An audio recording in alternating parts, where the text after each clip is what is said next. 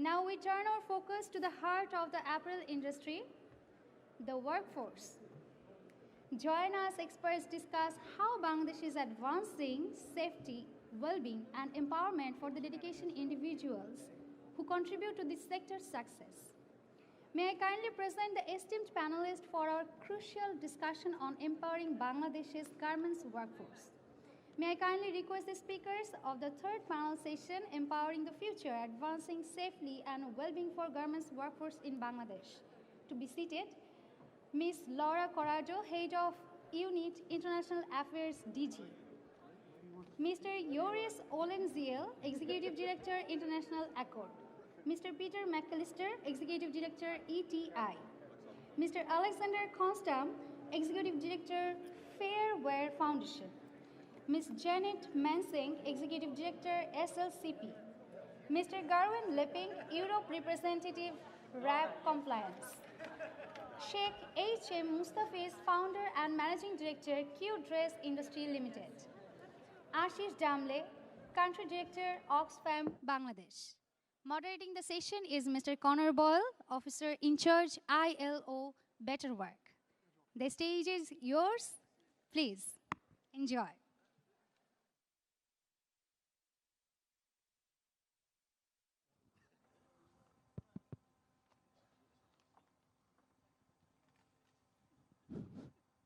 Okay.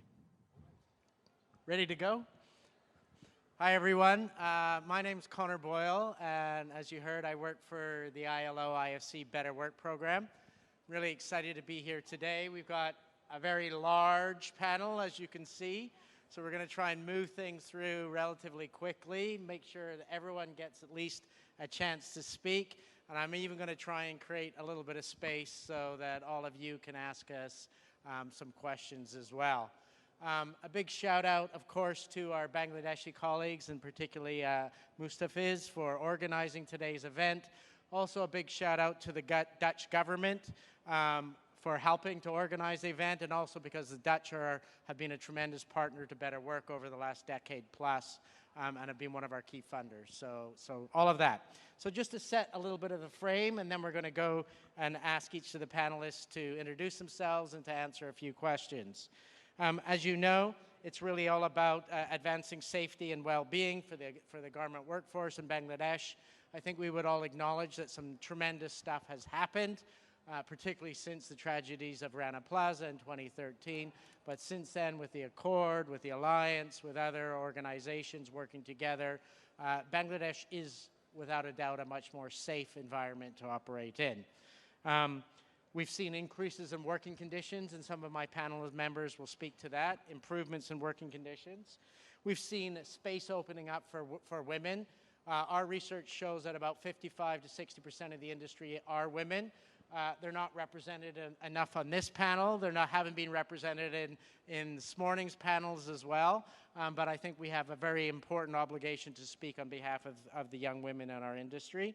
There has been space that has opened up for freedom of association and collective bargaining as well, and social dialogue. And yet I think we would all agree that more has to happen in that space as well. And I'll ask my panel members to speak to that. So more needs to be done. Social protection is also something that's taken off. We've got a great pilot in Bangladesh, working with a number of brand partners, the ILO and the government of Bangladesh and others. Good steps in the right direction. But as we heard this morning, salaries remain very low compared to other countries. Wage discrimination for women is still very, very high. There is not, I would say, an overly strong appetite yet for freedom of association and collective bargaining. I think there's more work that we can do there. But we also heard in a number of panels the importance of collaboration. So what does that mean? And how do we make that not just be a nice term, but how do we actually ensure that we're all collaborating, that the national constituents and social partners on the ground, that the private sector are all collaborating, and that these relationships are built on trust. And I think that's a key point as well. We need to invest in people, particularly in women. We need to protect labor rights. Hopefully we'll also tease out a little bit about the whole idea of human rights and due diligence, the regulation, something that is, I believe personally, an opportunity for all of us to move things forward. Anyway, enough of me speaking. I'm going to turn to the panel. Just introduce yourselves. I'll throw a question at you, and introduce yourselves and do your best to answer the question, and we'll see how we go. Okay? So Jeanette, I'm going to start with you. Priority steps that are needed to strengthen OSH, occupational safety and health systems, whether it's in monitoring or remediation for the industry. What are your thoughts, please? Yeah, so firstly, an introduction about myself. My name is Jeanette Mensink. I know most of you, well, that's a bit of an overstatement, but I know many of you, and happy to be here. I work for the SLCP, Social Labor Convergence Program. And SLCP was built a couple of years ago, short introduction, with the idea to reduce social audits. And I think much of the audience here, particularly the Bangladesh manufacturers, can feel for that. There was a lot of repetitive audits. Well, actually, we would like to get to a place where we spend our energy and time on improving labor conditions rather than doing the same thing over and over again. So we built what we now call the Converged Assessment Framework, which is a measurement tool to assess and have an understanding on the labor conditions. And we can share the data. With that, the progress that we've been able to make since 2019 when we started the implementation, we also now have an additional opportunity because we have a pool of credible and actionable data that all of the stakeholders can use to really drive that change that is needed. I think, so then I come to your question, Connor. So I think it's not a secret that this industry is dealing with a couple of challenges when it comes to labor conditions. Also, what we see from our data, still more than 90% of the factories, there is a violation of even the labor law, and the highest that come in place are occupational health and safety. We're speaking to that, wages and working hours. Particularly for Bangladesh, if we're putting it in that context, my colleagues have been kind enough to put a couple of the data from Bangladesh from last year. More than 600 factories from Bangladesh are in our system already right now. So I think we can also, with some confidence, use that and say something about it. So the good news is that there is a relatively high compliance on cleanliness, building safety, I think much to the credit of the Accord, for instance, emergency preparedness, and establishment of occupational health and safety committees. We see also that digitalization of wages, which was even a couple of years ago, which was hardly there, we see now that that's up to a level of 90% almost. At the same time, there's also areas for improvement. And as much as there is, say, the policy is in place for occupational health and safety, we see that at least 93% of the factories, there is still even legal non-compliance on that.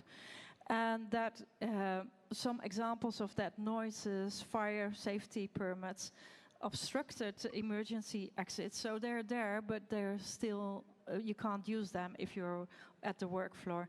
And then the worker committees, they're there, but the dialogue between the management and the worker committee is not always optimal. Also, maybe following the discussion from this morning, though we're talking here about occupational health and safety, occupational health and safety is very much related to the other things, so wages, it is related to working hours, and underlying of that is, say, the prices and the dynamics in the supply chain. Enabling factors need to be there. So that's one piece if you're talking about the priorities. I think structurally we need to start there, but then also building on the priorities of the issues that we want to solve.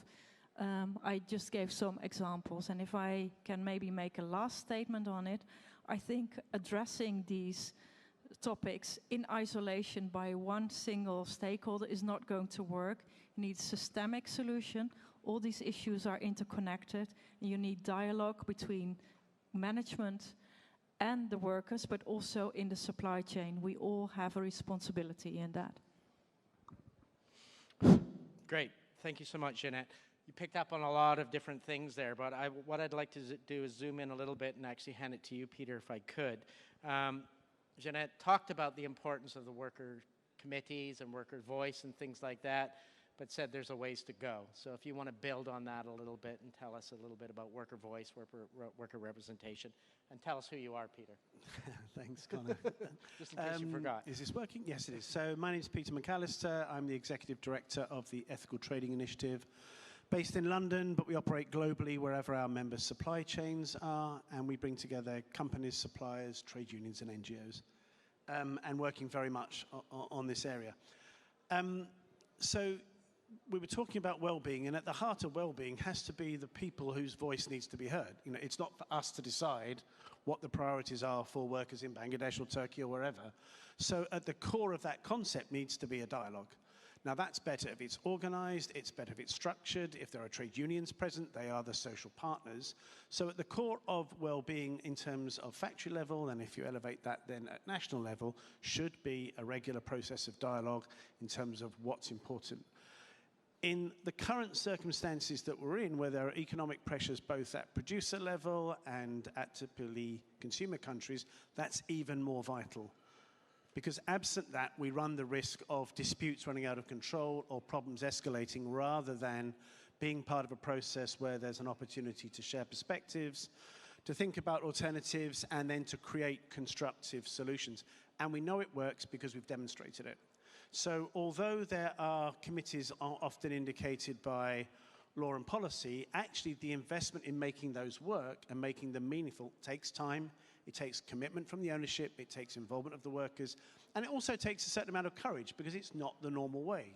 Yet actually we know, and again there is evidence that we can show and also Better Work can show, that when these are in place, they are effective mechanisms not just for workers, but also for the factory and industry. I would shout out that listening to the first session this morning, I've been going to Bangladesh since about 1990, and it's unrecognizable. I used to come away in those days working on anti-poverty and flood with two basic reactions. One, what lovely people they were, I was always hosted so well, and a worry about where the country would go. And yet, look at it now, it's completely transformed. Not without challenges or problems, it's important to say, but that trajectory is remarkable. The other thing I would say from this morning is part of well-being is that fundamental exchange of labor for remuneration. And at the moment, under the pressure that all workers find themselves in, whether it's in Holland or the UK, certainly in places like Bangladesh and Turkey, it's important that the mechanisms that are inclusive of workers are allowed to function, and that workers and their representatives and trade unions are allowed to make their demands, and that needs to play out then through the value chain. If we don't allow that to happen, we shouldn't be talking about responsible business or sustainability. And we need to accept that in the times that we're in, real wages in many producing countries, including Bangladesh, have dropped dramatically. So that fundamental part of well-being is getting that mechanism right, supporting that mechanism, and then embracing the outcomes in the value chain. As I said, it's not just something that Bangladesh is faced with. All the production countries, I think, are faced with similar challenges. And in our experience, wherever you can create dialogue and create structures for dialogue, you're in a much better place to handle those issues than if you leave it to chance and emergency. I'll stop there. Great. Thanks so much, Peter. Again, it's a lot of rich ideas here, and I think there's a common thread coming from this panel in particular about the importance of a voice, of workers' voice, about workers being part of the solution. So, Alexander, I'd like to turn to you. And let's think a little bit more about the private sector and the role of brands in particular. Purchasing practices, this topic we all talk about all the time. What does it actually mean? But most importantly, how does it ensure that workers across the various Bangladeshi factories are paid living wages? How do they start to tackle overtime issues? Your thoughts on all of that, please. Thanks, and tell us who you are. Right. I'm Alexander Konstam with the Fair Wear Foundation. not only sitting very close to Peter, but we also feel very close and are very close with ETI, multi-stakeholder, working with 140 garment brands and their factories in 10 countries where we have wonderful colleagues. I won't repeat what Peter said, agree with all of that. Let me add the perspective of the purchasing practices. And also, maybe you mentioned this morning session. I wasn't there. I had to be at the board meeting, unfortunately, but I heard that there was a strong call for wages to be increased. I think there are very reasonable demands for that. Obviously, for protection of union leaders, something I also fully support. I also don't have to repeat that, but that obviously has my full support as well. From a business point of view, why is it important to make sure that wages are increased and that people are safe, including justice for Shahidul Islam? Well, because from a business point of view, Bangladesh has come a long way, absolutely true, but there are still a lot of misconceptions. And I think part of those misconceptions are also still something for Bangladesh and Bangladesh industry to work hard on redressing. Let me tell you an anecdote of a few years ago when I met with the sustainability director, or sourcing director rather, of a large retail chain in Germany. And that person said to me, we have a sustainability line. So we have a line of goods, about 20% of his stock was sustainable label. And I saw that one of our member brands actually didn't get that label on one of their products. And I said, how can that be? I know this brand very well, extremely responsible.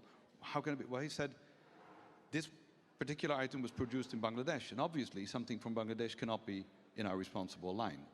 Now, that is a misconception, but it is not a misconception that comes, out of nothing. And the things that we heard about this morning, the things that we know about, do paint a picture of Bangladesh. That's not what we want to see.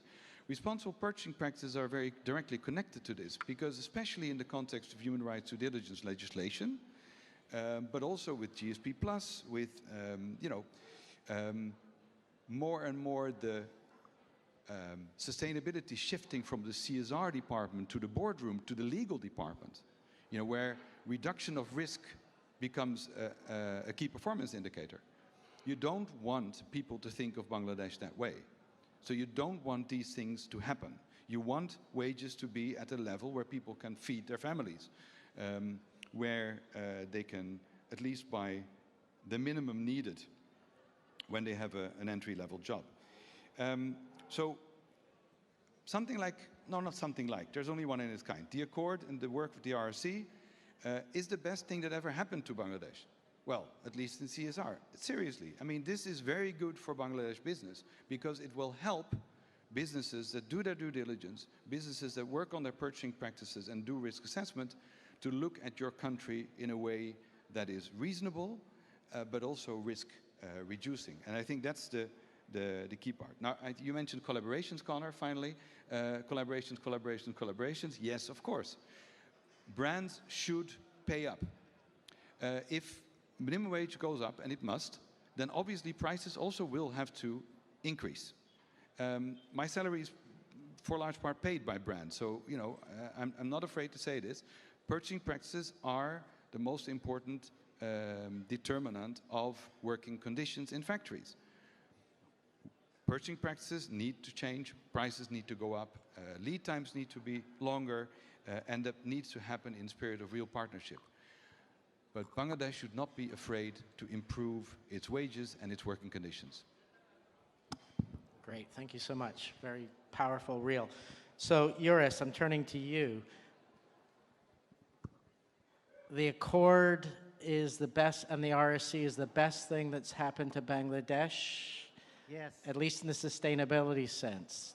Apparently. Do you want to tell us who you are, build on that, but also add a little bit about supporting safety measures, competitiveness, business risks. So how do you get all of that right?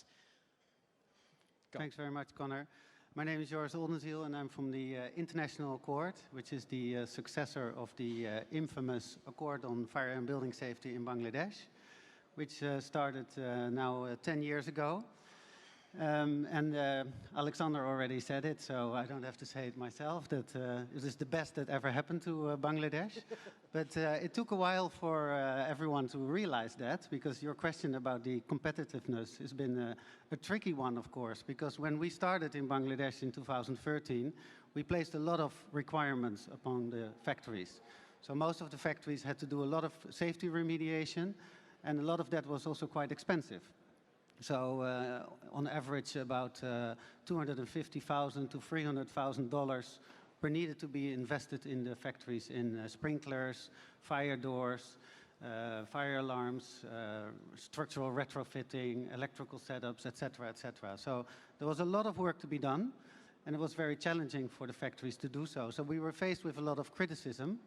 But one thing was very important to remember, and I think that's also what Alexander was alluding to, is the importance of the support from the brands. So it was not just the factories that were having to make these investments. Yes, they had to make these investments, but the brands, through the legally binding agreement that the accord is, also made the commitment to negotiate commercial terms with their suppliers to make it also financially feasible for them to make these investments.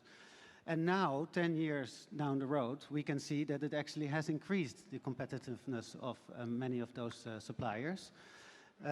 We even see at the moment, just a couple of months ago, was an announcement made that 70 factories voluntarily wanted to join the RSC. So the RSC, the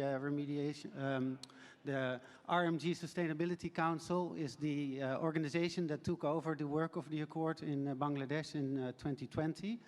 And that's where still all the commitments from the Accord brands are being implemented in Bangladesh. But we now see that 70 factories want to join this program because they want to join and be able to produce for Accord brands and for other brands, and want to have that stamp of approval from the RSC ultimately.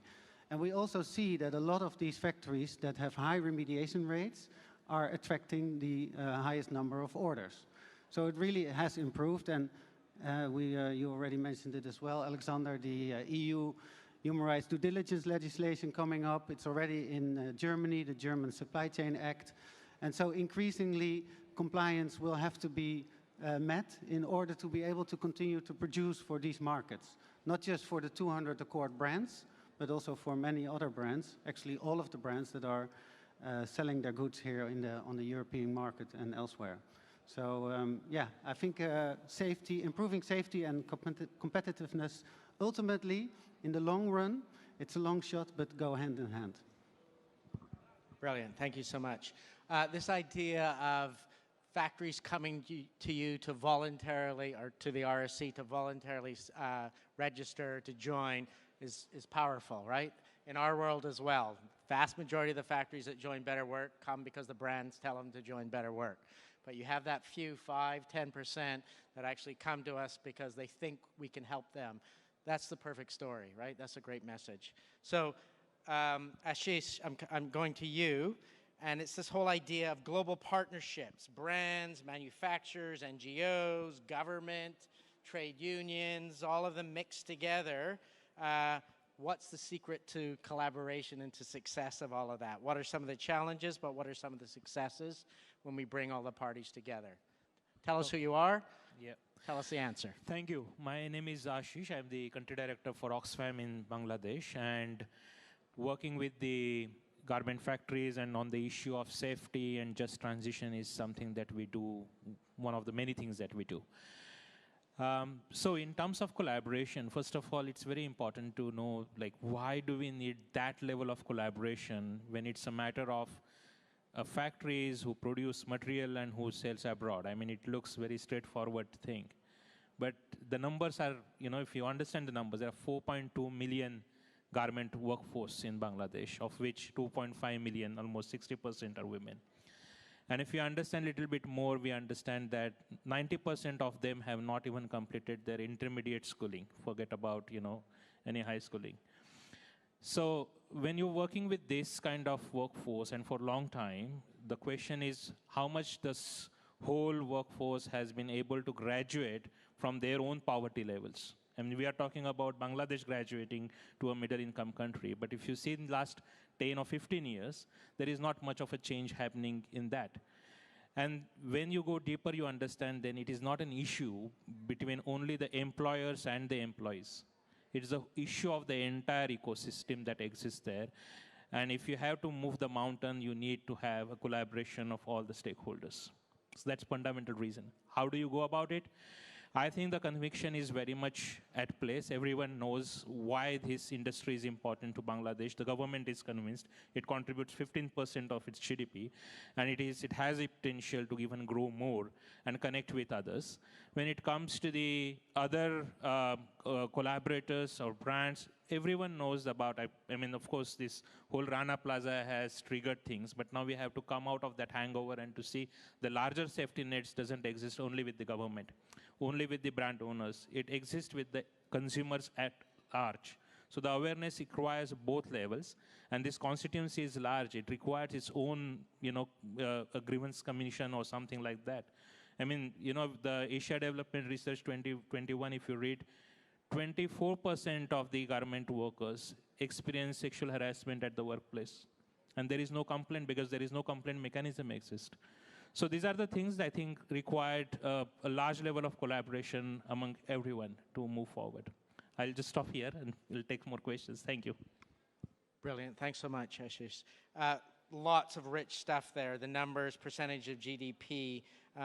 What I liked what you said, though, is everybody has a role. If you're going to, I think you said, if you need to move the mountain, no small task, then everybody actually has a role. I couldn't agree more. So specifically roles, Laura, I'm coming to you, and the EU. Tell us what the EU is doing to help move this mountain in Bangladesh, and what sort of role you think we should all play, but also what role should the Bangladeshi government play? Yeah. To you, Laura. Yes, thanks very much. I'm Laura Corrado. I work for the Department of Employment and Social Affairs in the European Commission, and my unit is responsible for the promotion of labor standards. We cooperate a lot with the ILO, of course, and with many other organizations and stakeholders.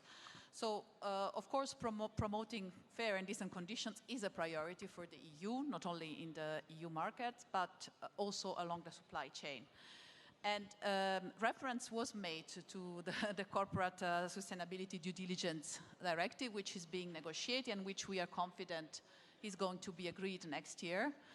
And indeed, once it will enter into force, will impose requirements to employers and business, and therefore it will be very important to be compliant, also to maintain market access to the EU. So this is really important. Of course, we also, through our trade policy, we have sustainable development tools, and indeed, as you are aware, Bangladesh has benefited a lot of our preferential trade scheme, where all tariffs and quotas are removed on everything except on arms and ammunition. So, I mean, this has contributed a lot to economic growth, but also to some progress on the social and labor field, and we welcome that.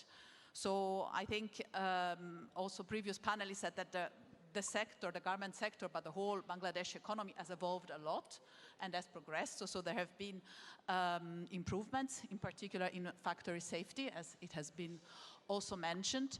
And we have been engaging a lot with the Bangladeshi government, as the EU, as the European Commission, to ensure that in the context of our dialogue on trade. There is a national action plan that the Bangladeshi government has committed to on the labor sector, where there are a number of concrete commitments and actions, some of which have been implemented, others that still have to be implemented, and that covers all the important areas that we have mentioned so far and that linked to sustainability. So not only the safety, as I mentioned, but also prevention of harassment and violence against workers. Also, freedom of association has been mentioned, and the role of trade unions, prevention of child labor. I think this maybe has been mentioned less today, but this is also very important. So it's a number of engagements that have been made and that on which we are monitoring progress. So there has been legislative also approximation and some improvement in ratifying important ILO convention, including on preventing child labor and forced labor. Now, of course, the legislative alignment and the reform of the labor law has to continue and has to be completed. On top of that, of course, we also expect enforcement, concrete implementation on the ground by the government, but which is our, let's say, primary stakeholder counterpart, because we are, of course, an EU. But I fully agree that, and I'm impressed by also all the initiatives that have been taken by private sector, businesses, brands, with suppliers. So this is very important. Indeed, it's a collective effort. But when it comes to us, to the EU, so what we are monitoring in particular, besides, together with ILO, besides the reform of the legislation, which is very important, is also, as I mentioned, the enforcement. So the labor inspections, for example, the government of Bangladesh committed to improve that, to hire additional labor inspectors, to really provide training and to ensure that the requirements are checked in practice in the factories.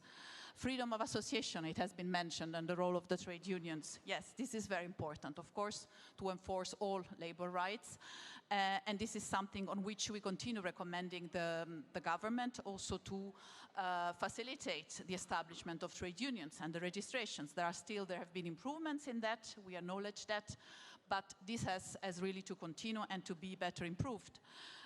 Against prevention of harassment and violence against workers, I think it is important, and when there are accidents and problems, they are properly investigated, and we expect the authorities to do so and to prevent other cases, of course.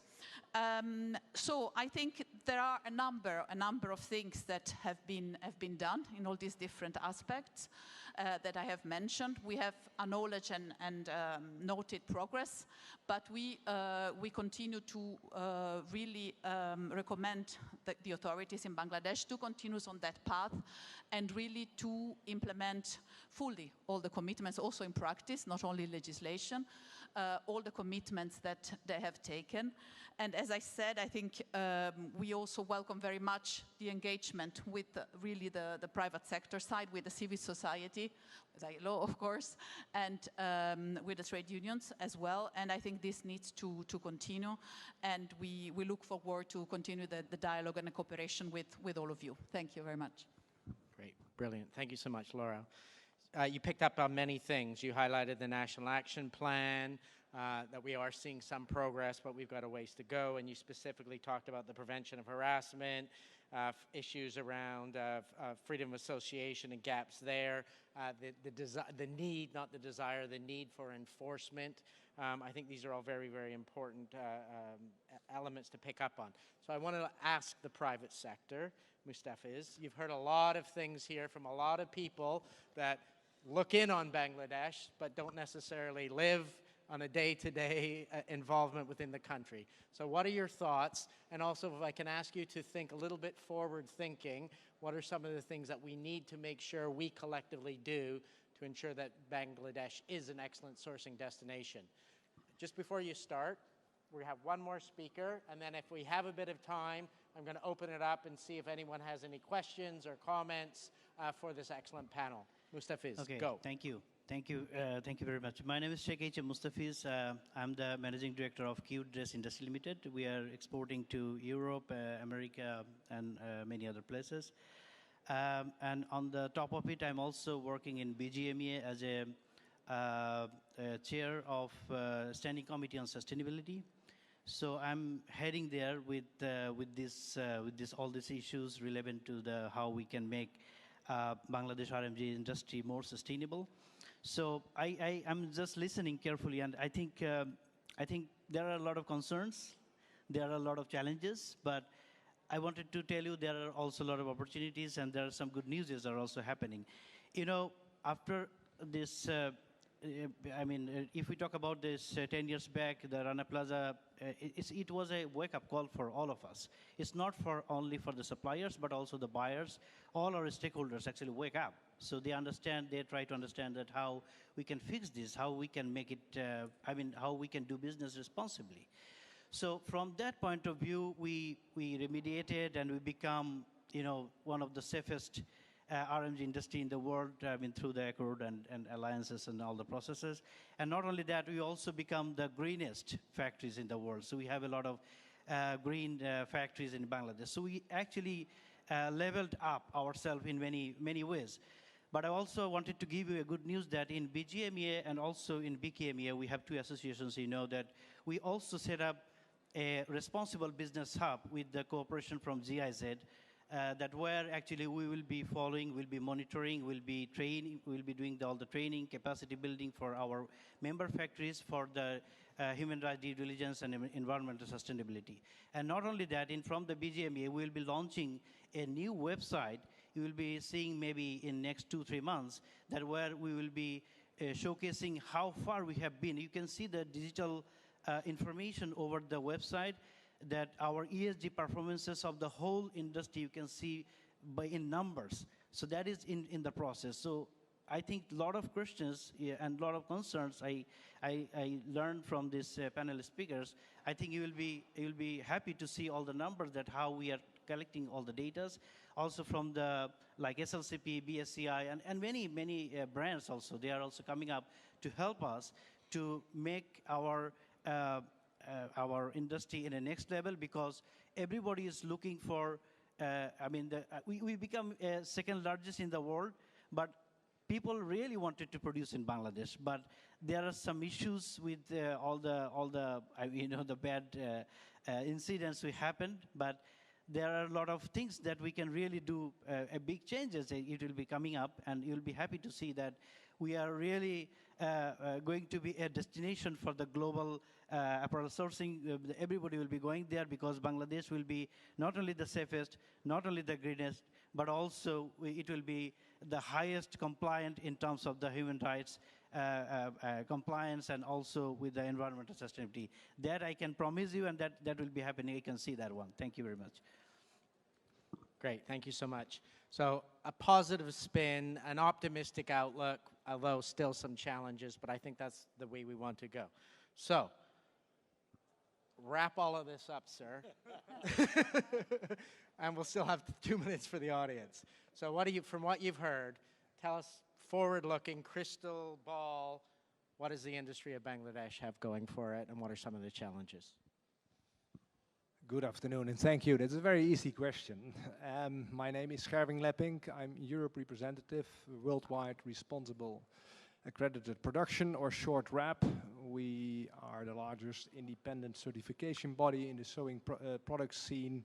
We have 400 factories certified, meanwhile, in Bangladesh. That's 70% up after the years of Rana Plaza. So that's a big compliment to the industry. Looking forward, what does Bangladesh need? In 2 words, I would say fully compliant, being fully compliant, and transparency.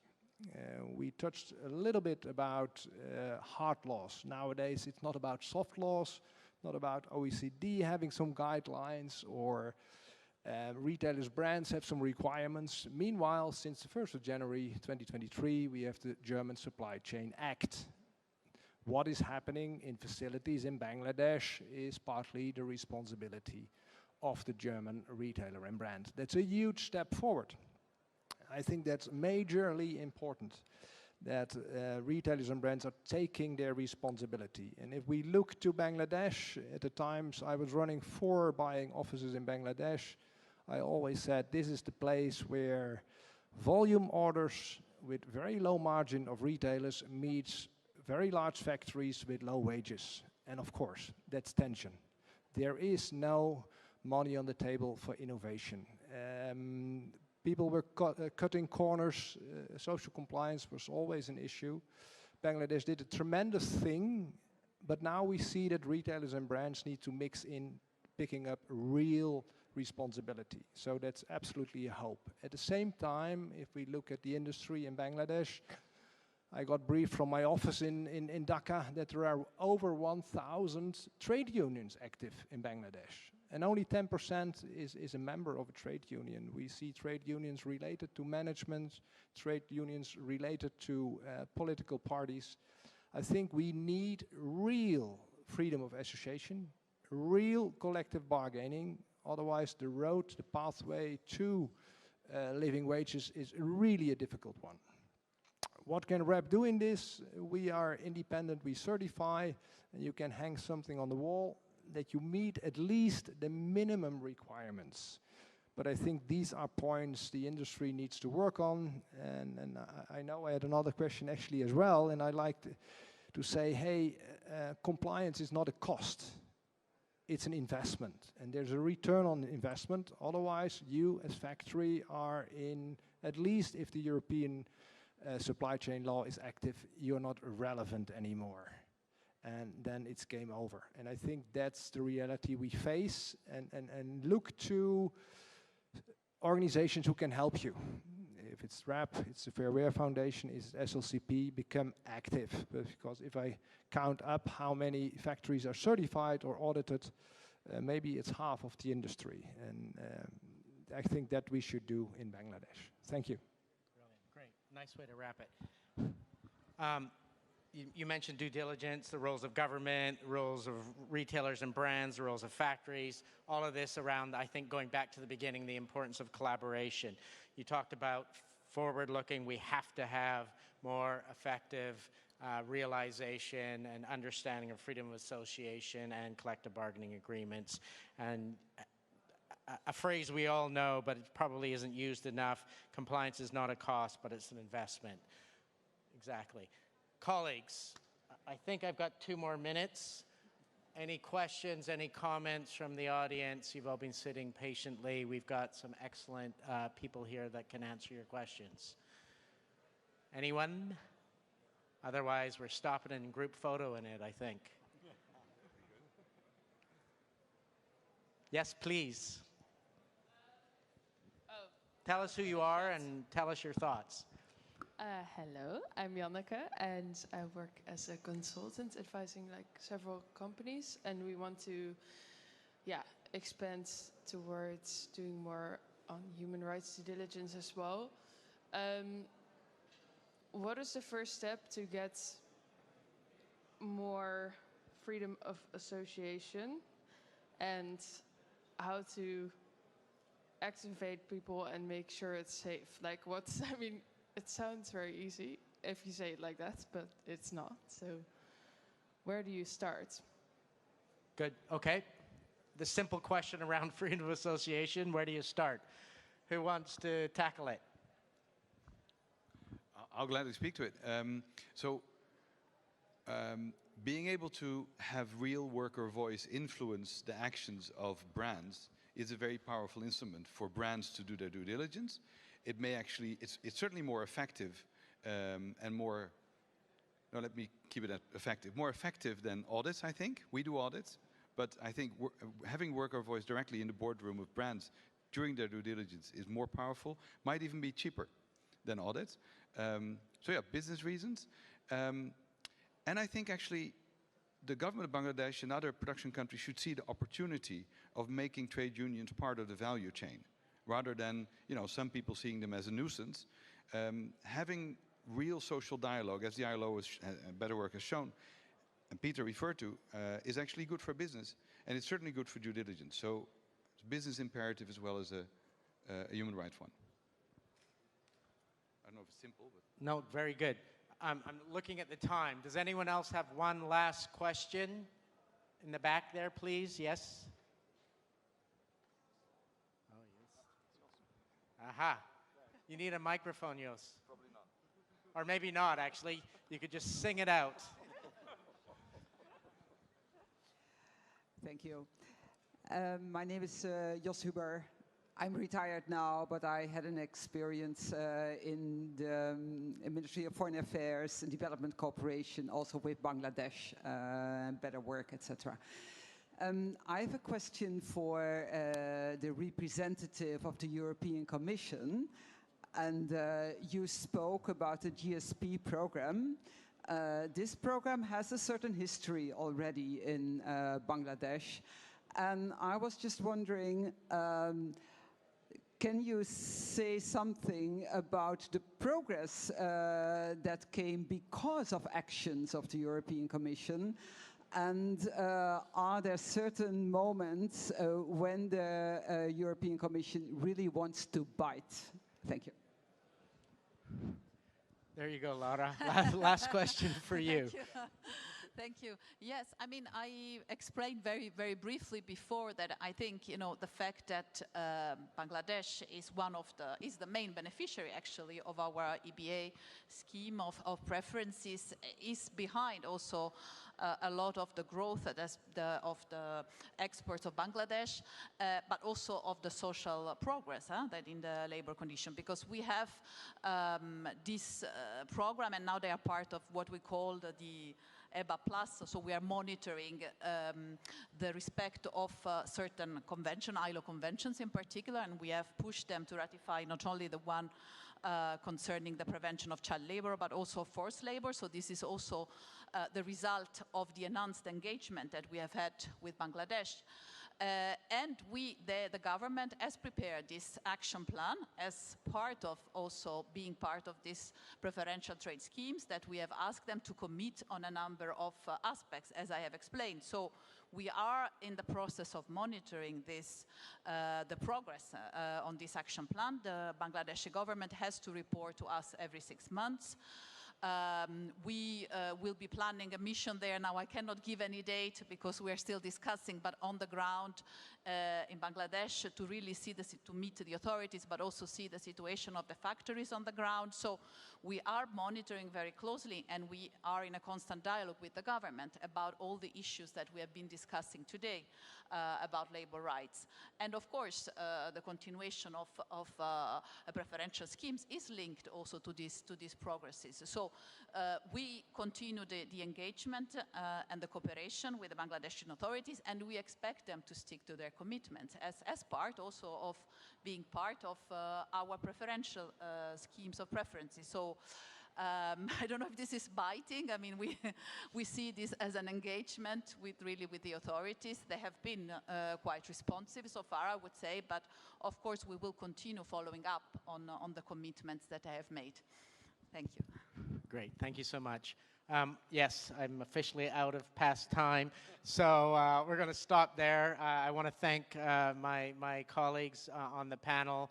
As you can see very well, some excellent experiences and expertise, and I think a committed passion to making all things right in Bangladesh and our industry. So thanks to all of you. Thanks to all of you. Back to you. Thank you, Mr. Connor. Thank you so much. Let's extend our heartfelt to these panel speakers for sharing their insights.